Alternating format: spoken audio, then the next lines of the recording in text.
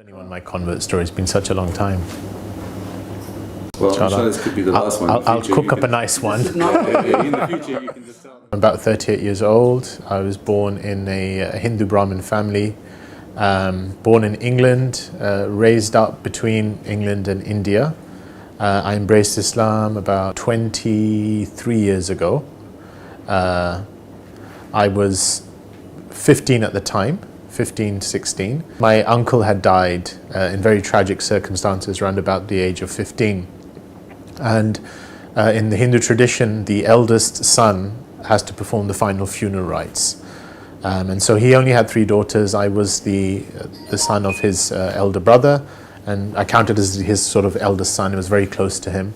So I ended up going to Benares, which is a place in India, sometimes pronounced as Vanaras, which is a place where they perform the final rites, and where usually the body is taken, burnt, and turned into ashes, and flowed into the Ganges. So I went there, and I had to do a series of rites for my uncle. And at the final point, I even saw the ashes of his body, and I saw this along the ghat, along the area where a lot of bodies are being burnt regularly, and they turned into ashes and they literally flowed into the water. It kind of struck me that life is, at least the way we think of it, is very impermanent. And the whole idea of death as being so close was something that really, really struck me.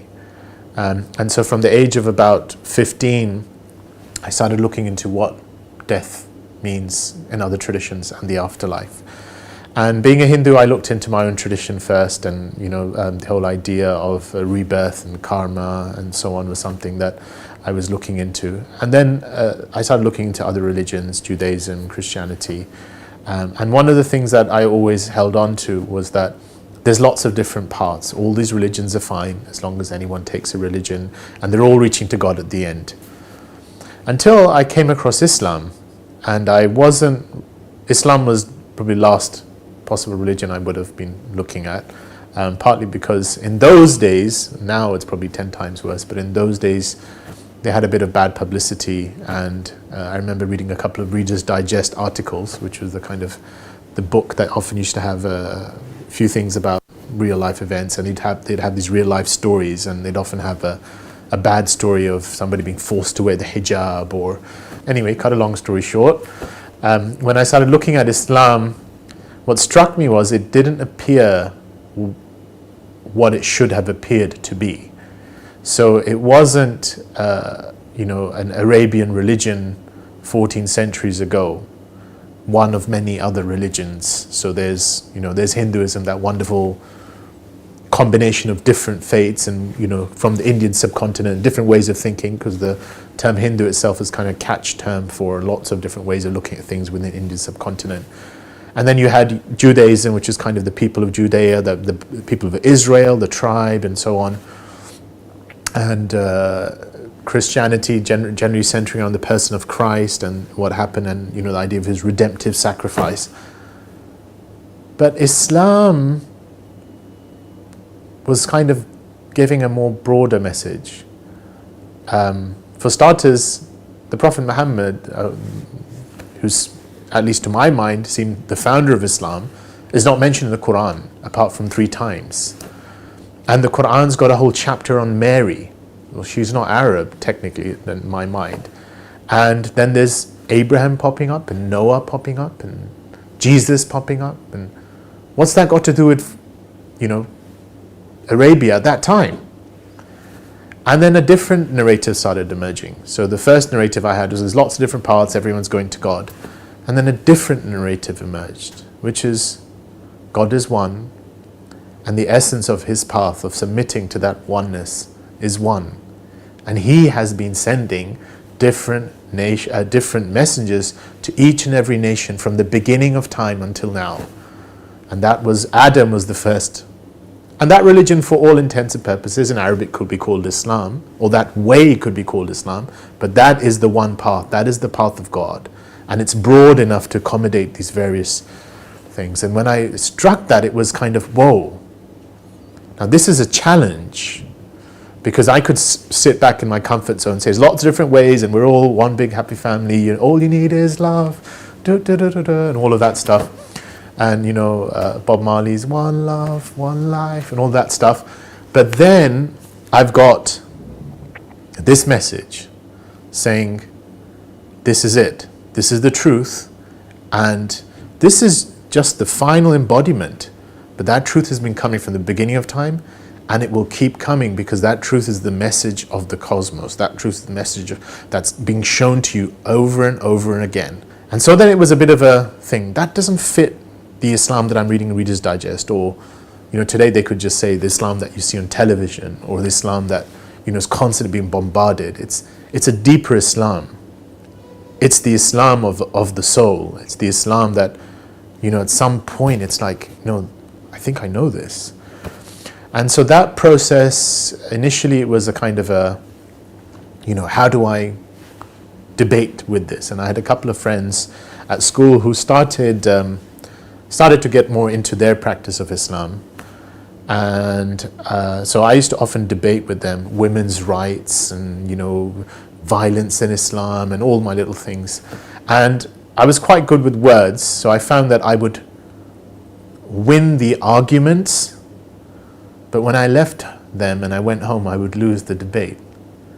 Because at some point I knew that I was winning with points, but there's a deeper level of conviction that had started to rise in my heart about what's being said. And so the whole process just kept going and I feel, looking back now, God sort of created a conflation of events that were happening at that time. And I was being exposed to Islam in different, people close to me. So my school teacher, she actually embraced Islam. And it was just, my life changed after that. But, later on I heard that, there's that whomsoever Allah wills to guide, he yashrah, he gives them expansion, he expands his chest lil Islam, he expands his chest for God. And sometimes there's a term, I think it's called yuqallib, to literally turn a person. And that was my sensation. I literally felt I was turned and I was span, and it was like this sense of expansion. So yeah. And then what was really interesting is the next day when I told people I wanted to become Muslim and I said what I did, the way you become Muslim, it was just a coming home. It's like, oh, this is me.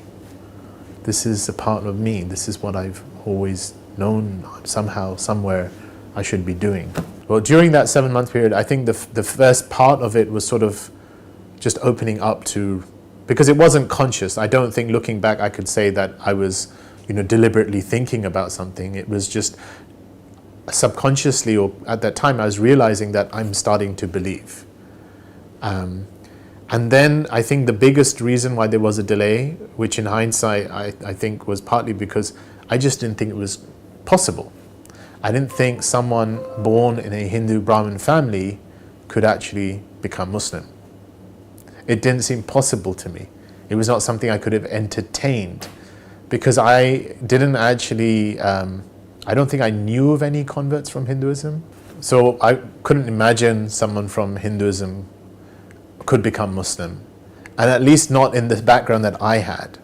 So it was a very relaxed, not very strong, Hindu type, but as is common to many, at least that kind of Hindu upper class Brahmin sort of environment, it's sort of like a very relaxed identity, shrouded on, like festivals and, just tight-knit family, very close, well off, not many problems. And then, why would you do that? Why would I convert? It was not something, it never came to me. And then even as the faith was emerging, it was sort of like, yeah, but it's kind of like growing as a seed. It sprouted. And when it was, I believe this. Now what does that entail? And when that thing happened, then it was always like, this is a bridge. And can I ever cross it? Can I ever actually take that step? I mean, what would my family say? What would anyone say? And then I think what finally pushed it over was that, God actually created an environment around me where I saw other people convert. And someone who I really looked up to, who had converted a year or two before, and his life had literally changed. I was walking with him, and he literally looked at me and he said, "You don't know how long you're going to live. You don't know how much time you've got." And he said, "Don't you want to live your life, or at least profess, say what it is that you believe in to yourself?" There were a lot of challenges that came afterwards that, had I sat and thought about it, probably would have prolonged it a lot more than 7 months. But the fact that I took that step, from that point onwards, I found there is no way that God's support does not come. God's support in the most amazing ways. I think for a lot of converts, the real proof becomes their post-conversion stories, especially when there's so much family pressure against them. You think there's no way, just when you think it's all, I've got no way out, there's some, support coming the most amazing ways. Post-conversion in the beginning, I mean, my family obviously had a hard time with it. I was 16-year-old. They could not understand why I would do something like that, and it took them a while to actually think there was a genuineness involved and there wasn't a lady somewhere or some kind of drug, fueled project behind my reason for becoming Muslim. But to cut a long story short, there were a lot of trials, there were tribulations, but I ended up going from England to India where my parents were residing. I was there for a couple of years. But I found within that a sweetness and God always providing support just when it got difficult. And then through time, and I think this is something, if I had the chance to give advice to myself looking back and also to someone in that situation, was to take things easy, to try and embody things through their character and the core of Islam, and not feel that they always need to get their point across. Because I did feel very strongly that I really wanted to convey what it was that I knew, without realizing that sometimes your actions and your state speaks louder than your words.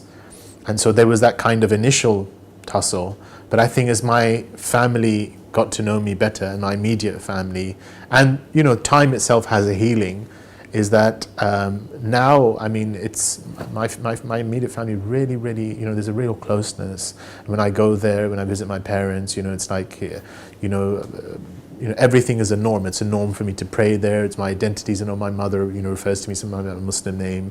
I go on Friday prayers, and but there is an element of respect, and my dad is always really keen on,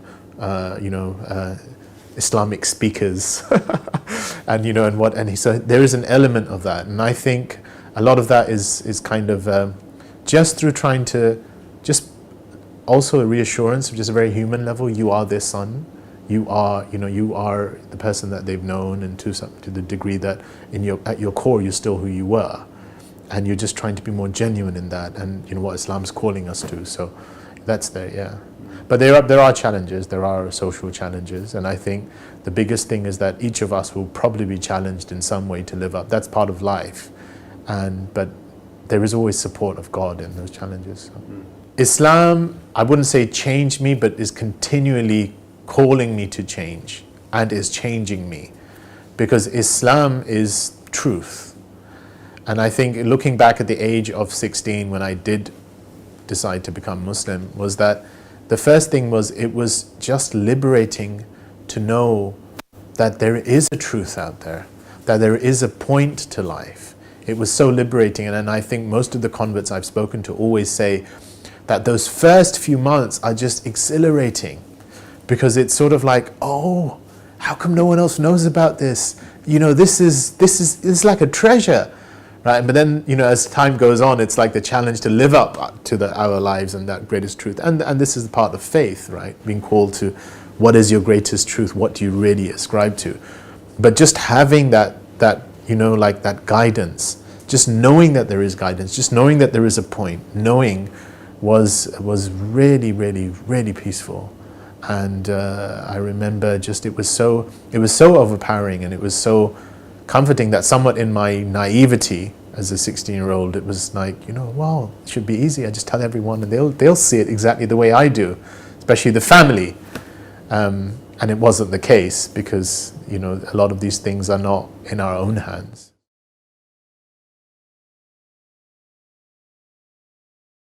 I ask you to ask yourself, what's the deepest form of acceptance? The deepest form of acceptance is the acceptance of the truth you know from your core. And that's what embracing Islam is. It's about being true to the core of what's asking for us to be accepted. Once you accept that, you'll find God comes in your life and makes things easier, and everything you thought that was impossible or otherwise something to be worried about will become possible, and you'll find a way out. That's my hope. Thanks.